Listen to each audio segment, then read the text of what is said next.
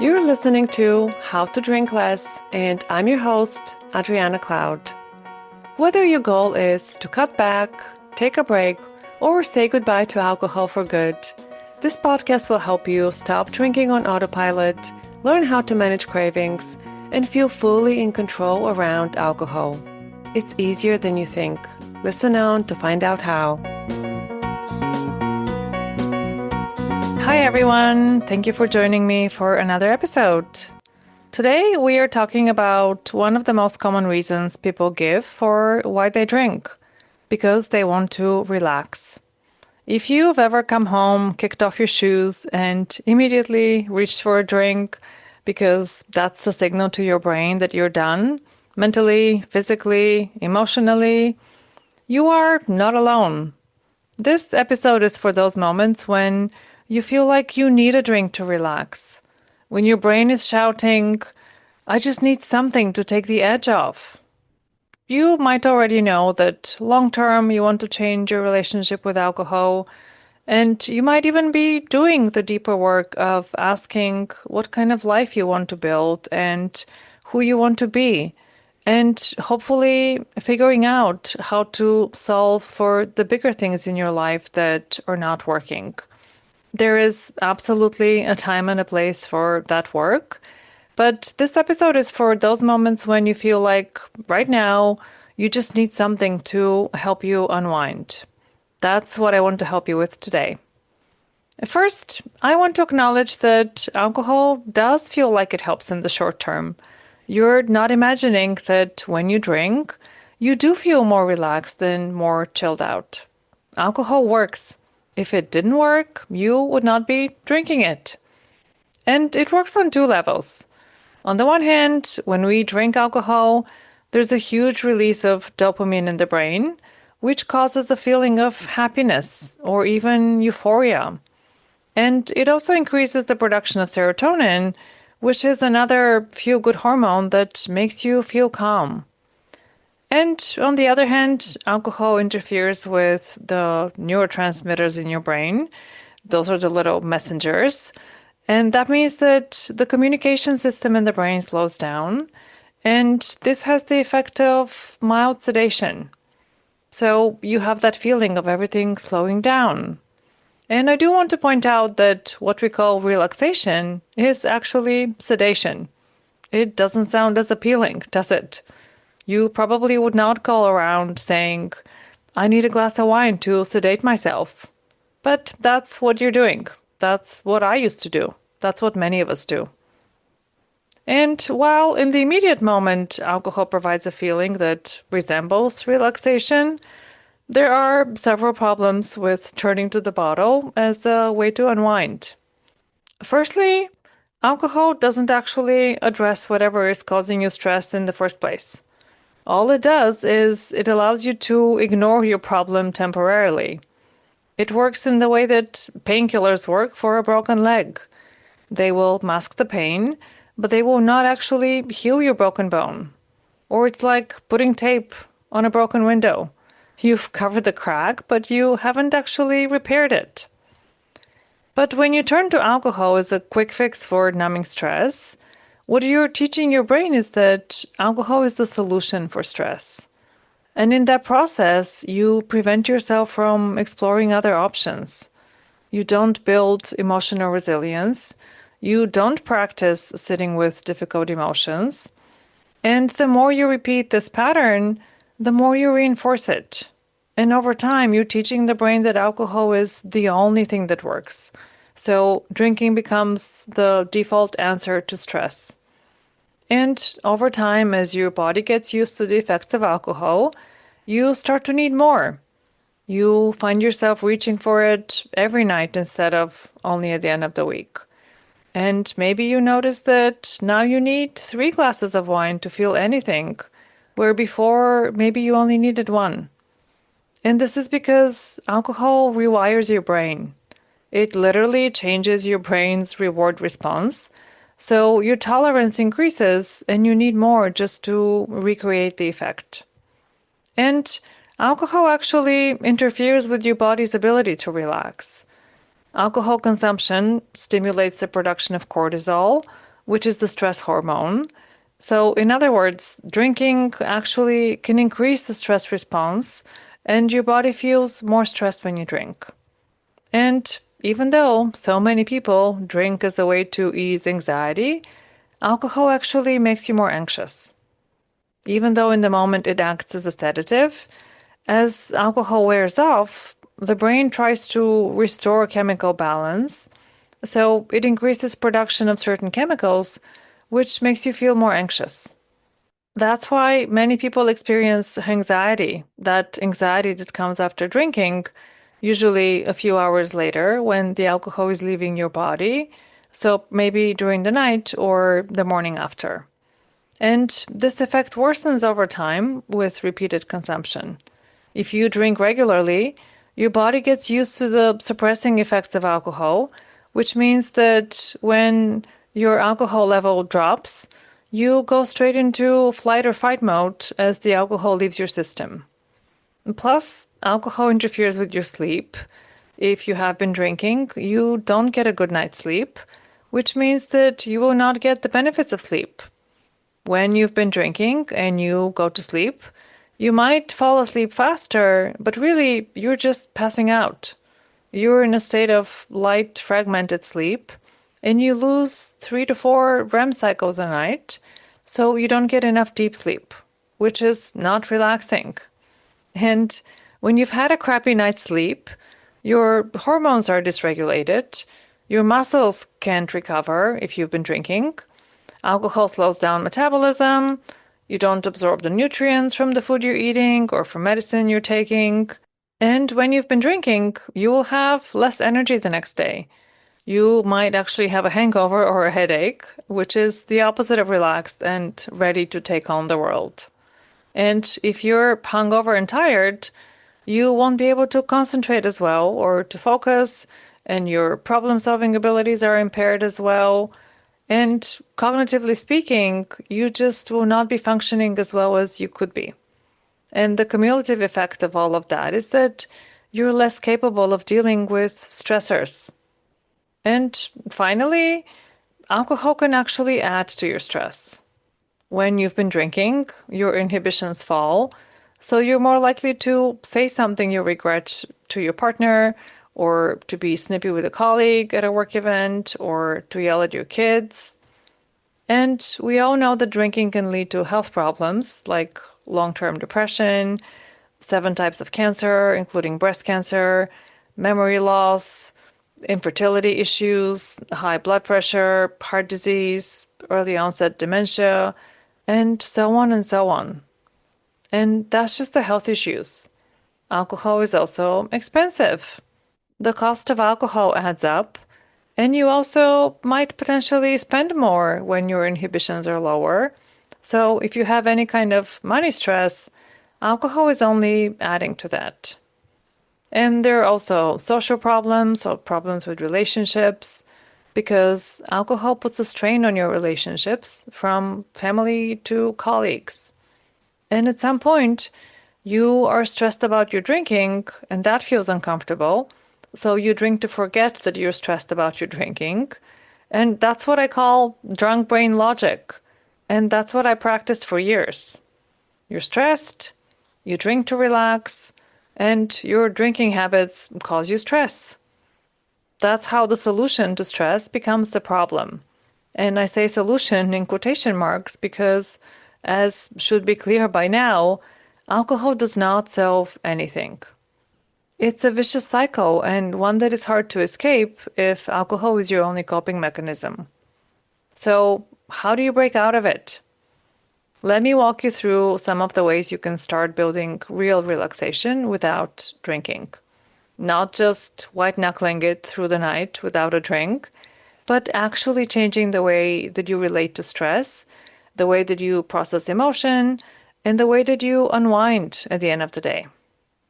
Here's the first shift I want to offer you. There is nothing wrong with you for feeling stressed.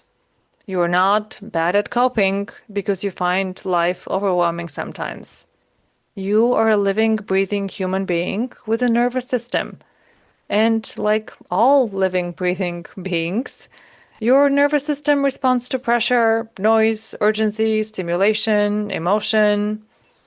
The goal is not to never feel activated or never to get stressed. The goal is to recognize when you're dysregulated and learn how to bring yourself back to a base level of equilibrium and relative calm without needing to numb out. This is where nervous system regulation tools come in handy. These are not magical fixes, but they are simple body-based practices that help to shift your state in the moment so that you don't need a drink to feel better. Because when your nervous system is activated, it's your primitive brain that's in charge, and the primitive brain is only concerned with survival in the present moment. It's focused on the immediate. It wants to avoid pain right now, and it wants to feel good right now. And if you want to make decisions from your higher brain, that's the part of your brain that can analyze risks and set long-term goals and evaluate strategies, then you need to calm down your nervous system so your higher brain can come back online. So I want to offer you 5 quick ways to calm down the nervous system. Number 1 is take a few deep breaths with the exhale longer than the inhale. I know this is super basic, but it's a basic tool that works. We just don't do it. But that's all it takes. Just inhale deep into the belly and make the exhale longer than the inhale. The longer inhalation helps to activate the parasympathetic nervous system, which is the part of the nervous system responsible for rest and relaxation. When you're stressed or anxious, your breathing becomes short and shallow. So when you intentionally prolong the exhale, you're signaling to your body that you're safe. Another very simple thing you can do is to place one hand on your heart and the other hand on your belly. Close your eyes and just feel your breath move under your hands without trying to change it in any way. Gentle touch signals safety to the body. It regulates the breath naturally, and it helps you to tune into your body without judgment. Number 3, you can also just try shaking it off, literally. Stand up, shake out your arms and your legs, bounce on your feet for a few seconds. It might feel silly, but a quick shake is one of the fastest ways to release tension and discharge stress chemicals from your body. Animals do it all the time. This is a natural part of nervous system recovery. And the fastest way to shift your emotional state is to shift your physical state. And shaking is one very quick way and an easy way to do that. Number 4, you can also try humming or sighing audibly. Take a deep breath and let out a long hum or sigh on the exhale, like a soft or ah. Just try it a few times. When you sigh audibly or hum, it stimulates the vagus nerve, which regulates the parasympathetic nervous system. And 5, you can use sensory orientation, which is basically using your senses to come back to the present moment. How it works is that you take a moment to look around and you name 5 things you can see, 4 things you can touch, 3 things you can hear, 2 things you can smell, and 1 thing you can taste. It gives your brain something to do, so it interrupts spiraling thoughts and it brings you back to the here and now. And once you've calmed down the nervous system, it's time to take a step back and assess what you really need in that moment. Check in with your basic human needs, because remember that you're an animal with a physical body. Are you hungry? Are you thirsty? Do you need a 5-minute lie down, or a cup of tea, or a dance break, or a punching a pillow break? Do you need to call a friend and to vent? Do you need to snuggle up with your pet? Do you need to cry? Do you need to go to sleep, even though it's only 8 p.m.? And I know that some of these might not be accessible, but ask yourself anyway. We're often solving for the wrong problem, and it helps to at least identify what the real problem is. And remember that alcohol is not on the list of human needs. We do not need alcohol to survive. What happens when you drink is that alcohol numbs your needs rather than satisfying them.